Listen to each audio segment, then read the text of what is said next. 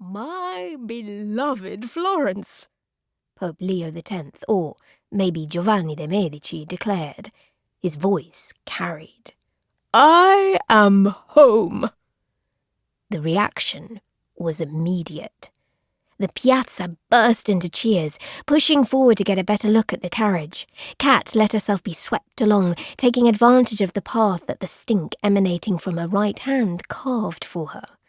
Guards in Medici blue had sprung into action by the time Kat made it to the front of the mob, shoving people away from the horses. They didn't pay much mind to Kat. Who would notice a little girl in a crowd of grasping adults? I am gratified by your warmth and love, the Pope said. His voice carried across the piazza. My dear cousin had assured me of your welcome, but it is quite another thing to witness it in person. Would you greet your people, Giulio? There was a spindly silhouette in the carriage at the Pope's shoulder. He did not move forward into the sunlight.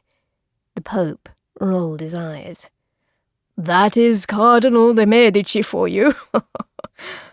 An old woman in a grey shawl had managed to get to the carriage window. Your Holiness, she croaked, reaching for the Pope's hand.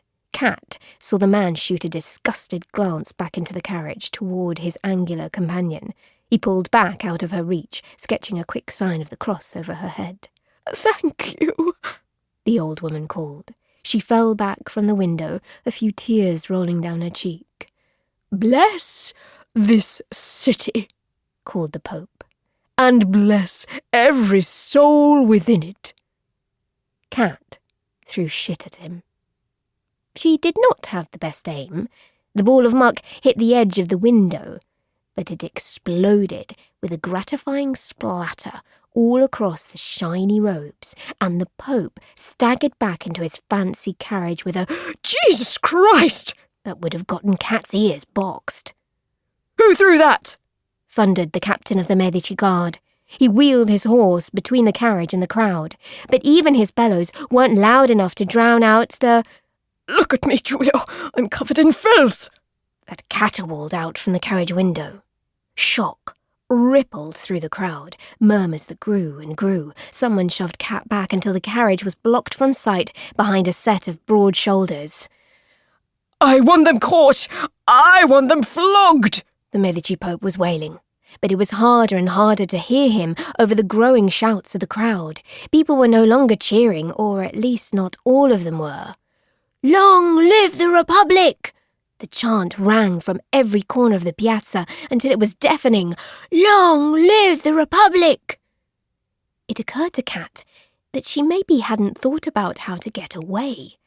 This was especially a problem because of the men in Medici blue who were starting to thread through the crowd, shoving past onlookers, looking for someone. Looking for her. Kat gulped and turned. But the current that had bobbed her all the way to the Medici carriage was working against her now. It was like the piazza had become a wall of legs and torsos, and nobody seemed eager to budge for the girl with the smelly hands. Not when the guards were closing in. Not until a path opened, just for a moment. And, at the end of it, Kat saw a lifeline. Without hesitating, she dove into the chaos of Florence and let herself be saved. 2. Rosa. As far as naked men went, Rosa Cellini supposed that this one was impressive, muscular, tall enough, certainly. Her neck hurt from craning. But no matter how long she stood by his feet, David's gaze did not creep down to meet hers. That was all right. He was a statue, after all.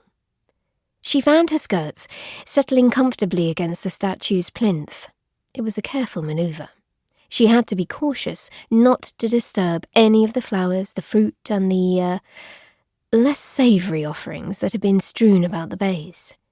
Despite her best efforts, a small roll of paper fluttered loose from where it had been pinned down by a pigeon-pecked roll.